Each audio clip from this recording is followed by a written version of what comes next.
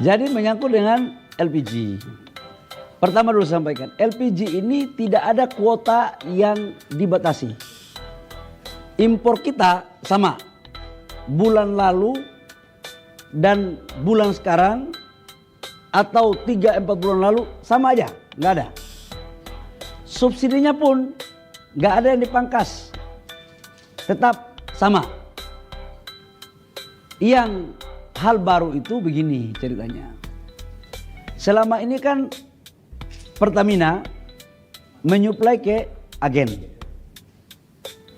Agen menyuplai ke pangkalan. Pangkalan menyuplai ke pengencer. Laporan yang masuk ke kami itu kan ada yang memainkan harga. Ini jujur aja. Harganya itu kan ke rakyat itu harusnya tidak lebih dari 5.000, 6.000. Karena saya mau jelaskan secara rinci ya. Negara itu mensubsidi harga realnya itu per kilogram itu negara mensubsidi sekitar 12.000 ya Pak. 12.000 rupiah kurang lebih per kilogram. Kalau 3 kilogram satu tabung itu berarti kurang lebih sekitar 36.000 rupiah per tabung. Laporan yang masuk ke kami, subsidi ini, LPG ini ada yang sebagian tidak tepat sasaran. Ya mohon maaf tidak bermaksud curiga nih. Ada satu kelompok orang yang membeli LPG dengan jumlah yang tidak wajar. Ini untuk apa? Harganya naik.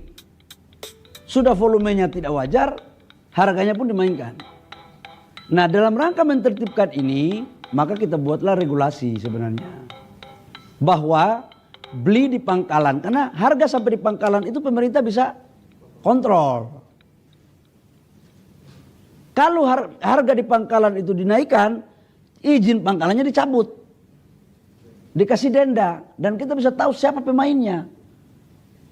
Nah cuman memang dengan pengencer tidak diberikan itu, karena yang biasanya main ini kan di level di bawah. Sekarang saya dapat memahami, contoh di Jakarta Timur, di tempat saya tinggal. Pengencer itu biasanya cuma 100 meter saya bisa dapat LPG di pengencer itu. Sekarang mungkin bukan 100 meter, tapi mungkin 500 atau 1 kilo. Kadang-kadang tempatnya pun belum tahu, karena di pangkalan gitu. Ini yang membuat sekarang ada sedikit peralihan. Nah tetapi ada Pak Dirjen ini, saya sudah meminta agar pengencer-pengencer yang sudah memenuhi syarat itu dinaikkan statusnya menjadi pangkalan.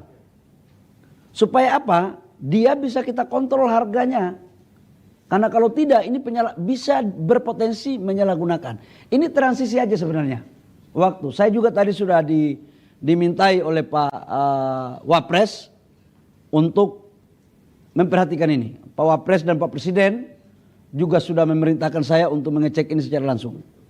Nah tetapi pertanyaan berikut, kalau seperti ini kan pasti ada yang merasa zona nyaman nih. Saya tahu saudara-saudara saya rakyat kecil juga begitu. Saya tahu mereka, kenapa Menteri kau kan pernah orang susah, kenapa kau bikin kita susah, kira-kira kan begitulah.